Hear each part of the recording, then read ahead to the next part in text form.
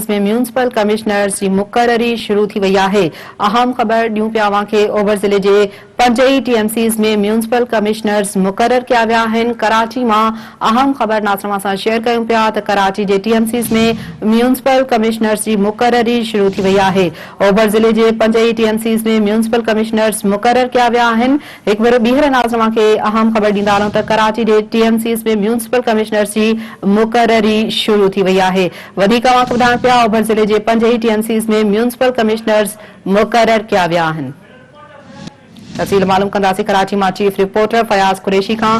Fayaz, update करिजो त कराची के टीएमसीज़ में म्यूनिसिपल कमिश्नर्स की मुक़ररी शुरू थी वही है।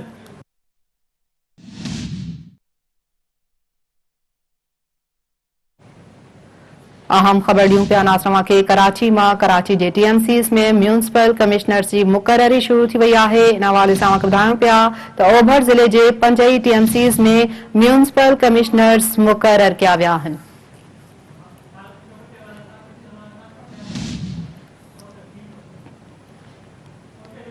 इन हवाले से वधीक तफ़सील मालूम कंदासीं। असां लाइन ते मौजूद है कराची में chief reporter Fayaz Qureshi. Fayaz, update कजो, टीएमसीज़ में म्यूनिसिपल कमिश्नर्स की मुक़ररी शुरू थी वही है।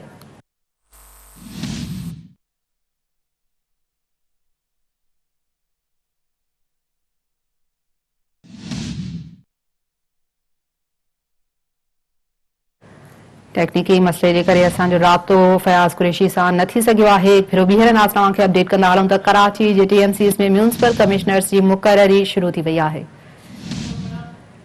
असां लाइन ते मौजूद है कराची में चीफ रिपोर्टर फयाज़ कुरैशी। जी फयाज़, अपडेट कजो इन हवाले से।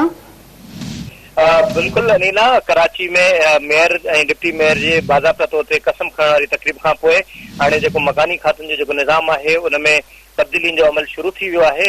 केतिरा ई ऑफिसर जेके आहिनि उनखे तब्दील कयो वियो आहे।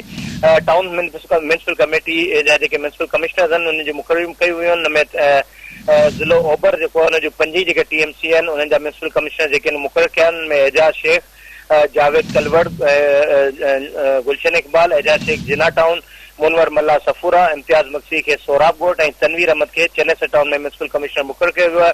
अहिड़े तरह सां जेको ॾखण ज़िलो आहे उनजे 2 टाउननि में जेको सदर टाउन उनमें अख्तर अली शेख और लियारी टाउन में हमाद एंडी खान के म्यूनिसिपल कमिश्नर मुक़रर किया वियो आहे। अहिड़ी तरह कोरंगी ज़िले जा जेके 4 टाउन आहिनि उन्हनि जा जेके म्यूनिसिपल कमिश्नर उहे मुक़रर कया विया आहिनि। मॉडल कॉलोनी टाउन में फहाद अब्बासी, मुनीर मंगी, शाह फैसल टाउन में म्यूनिसिपल कमिश्नर मुक़रर किया वियो आहे। अहिड़े तरीक़े सां कोरंगी टाउन में अज़ीज़ रहमान ऐं लांडी टाउन में अज़हर अली के म्यूनिसिपल कमिश्नर मुक़रर किया वियो आहे। अहिड़ी तरीक़े सां मुख़्तलिफ़ जेके अमलदार आहिनि उन्हनि जी जेका मुक़ररी आहे उहा कई वई आहे। अहिड़े तरीक़े सां सेंट्रल ज़िलो आहे उनमें फ़हीम खान के नात कराची, पीर वाहिद बख्शी नाज़िमाबाद टाउन में म्यूनिसिपल कमिश्नर मुक़रर किया वियो आहे। अम्मार खान के नाज़िमाबाद में ऐं जावेद अनवर के गुलबर्ग ऐं अख्तर सईद के लियाकतबाद में म्यूनिसिपल कमिश्नर मुक़रर किया वियो आहे। जेको ओलह ज़िलो आहे उन जेका म्यूनिसिपल कॉर्पोरेशन आहे उनमें जफर इकबाल मुगल के औरंगी, इमदाद अली शाह के मोहम्मदाबाद ऐं आगा खलीक अहमद खान के मंगोपी टाउन में म्यूनिसिपल कमिश्नर मुक़रर कयो वियो आहे। ये मुक़ररियूं तकरीर जेके आहिनि उन्हनि जो सिलसिलो जारी आहे।